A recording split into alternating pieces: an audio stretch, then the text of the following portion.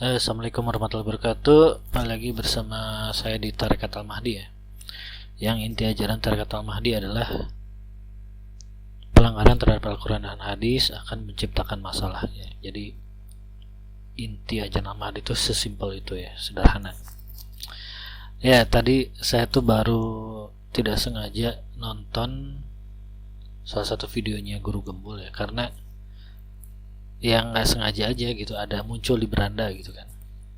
Jadi saya buka itu iseng dengerin dan kaget sekali ya. Jadi beliau itu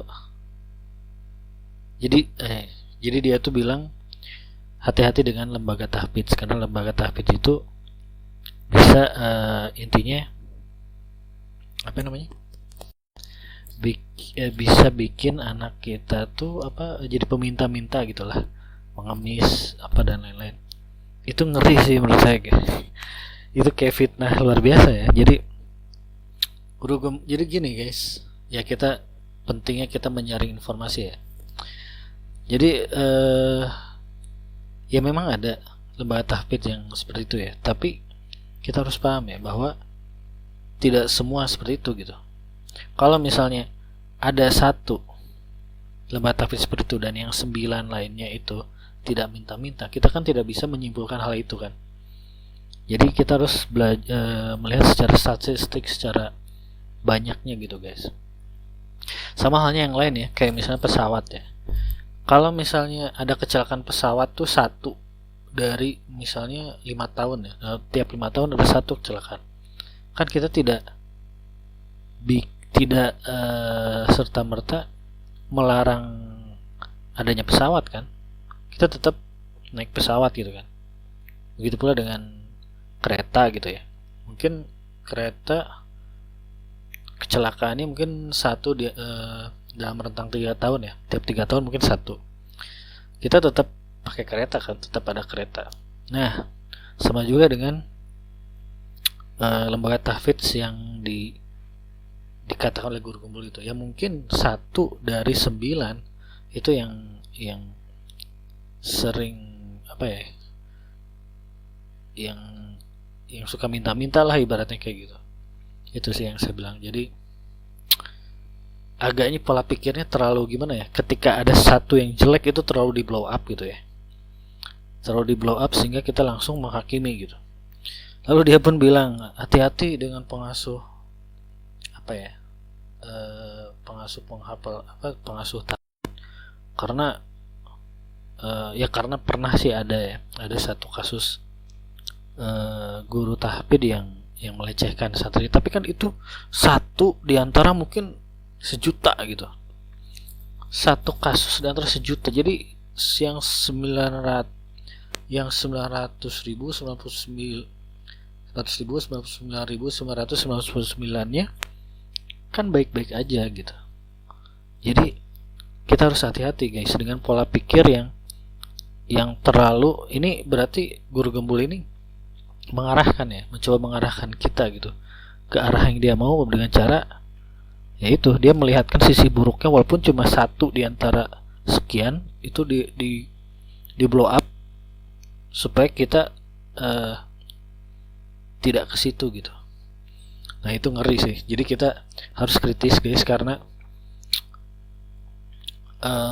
informasi sekarang kan bisa dipelintir ya dengan mudah gitu ya.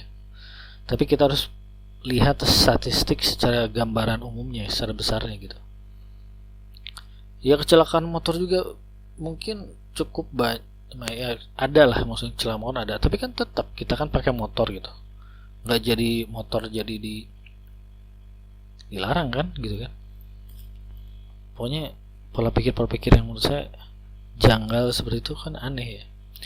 Dan juga ini gue heran guys, Guru Gembul mengatakan bahwa orang tua memasukkan anaknya ke pesantren karena ingin orang tuanya masuk surga. Itu lucu sih, konyol guys. Karena setahu saya sebenarnya orang tua memasukkan anaknya ke pesantren itu biar anaknya baik gitu, biar anaknya soleh, bukan karena biar orang tuanya jadi masuk surga karena anaknya gitu. Gak gitu. Itu kayak gila sih, fitnah bener. fitnah zaman akhir itu real ya. Nggak tahu itu guru gembul tuh dibayar sama siapa kali ya. Jadi guys, sebenarnya ya orang tua masukin anaknya ke pesantren ya biar anaknya baik gitu, biar anaknya soleh, dan itu harapannya, bukan karena dengan ya memang kalau anaknya jadi hafiz memang orang tua dapat mahkota di surga ya, tapi kebanyakan tuh bukan ke situ gitu ya, biar pengen anaknya soleh aja gitu. Ini saya lurusin ya, karena ngeri sekali sih fitnah guru gembul tuh ya. Lalu apalagi ya tadi tuh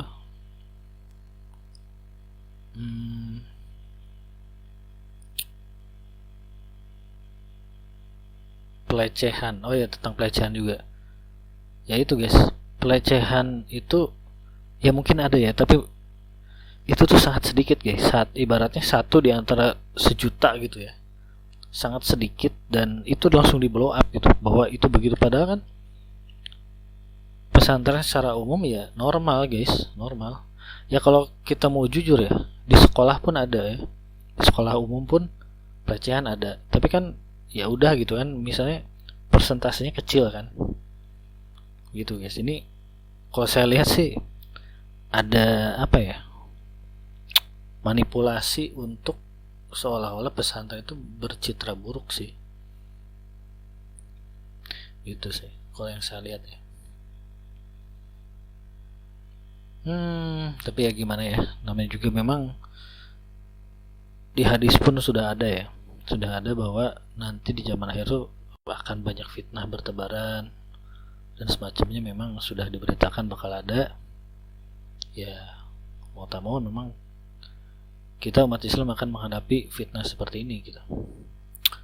Ya gitu aja guys, keresahan gue ya tadi setelah mendengar video guru gembul yang aduh nih, ngerti lah apa dia tuh kok dajjal gitu, pengikut dajjal apa gimana ya. Jadi intinya ya gini aja guys, kalau intinya ingin tahu benar-benar Islam tuh ya kita membaca Al-Quran dah, baca Al-Quran dan maknanya, dan kita baca hadis juga dan maknanya gitu. Kalau Al-Quran saya yakin teman-teman sudah banyak akses ke situ ya. Nah paling hadis ya yang cukup agak jarang karena penyedianya dikit. Nah, makanya saya bikin ensiklopedia hadis ya. Itu insya Allah terlengkap di Indonesia. Teman-teman bisa buka di ensiklopedia-hadits.com ya. Nanti saya tulis juga di deskripsi. Nah di situ teman-teman bisa baca sendiri. Nah itu ajaran Islam sesungguhnya di situ. Apa yang diperintahkan dan apa yang dilarang tuh ada di situ. Dan sejauh ini setelah saya baca ya, dan saya perhatikan secara realnya ya, maksudnya di kehidupan nyata gitu, itu sangat relevan guys. Contoh nih, di hadis itu ada larangan bepergian malam karena ada bahaya. Itu masih relevan kan sampai sekarang gitu. Terus di hadis pun disebutkan kalau bepergian tuh minimal bertiga. Itu sangat relevan, jelas gitu kan. Kalau bepergian sendiri itu kan memang berbahaya. Jadi sungguh sangat relevan sih. Makanya saya sangat menyayangkan sih ada konten video guru gembul begitu tuh.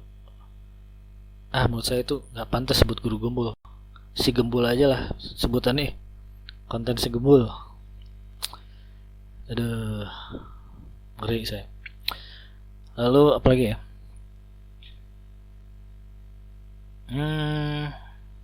Ya gitulah guys. Semoga kita terhindar dari aneka fitnah yang memang sudah disebutkan di hadis bahwa di zaman akhir akan ada fitnah yang banyak ya. Dan disebutkan untuk terlepas dari itu kita baca surat Al-Kahfi ya, 10 ayat pertama dan 10 ayat terakhir Al-Kahfi minimal ya. Dan ya jangan lupa kita baca maknanya juga sih. Ya selain baca Al-Quran kita baca maknanya juga supaya kita memahami lah maksudnya. Ya gitu aja guys, semoga ada manfaatnya. Assalamualaikum warahmatullahi wabarakatuh.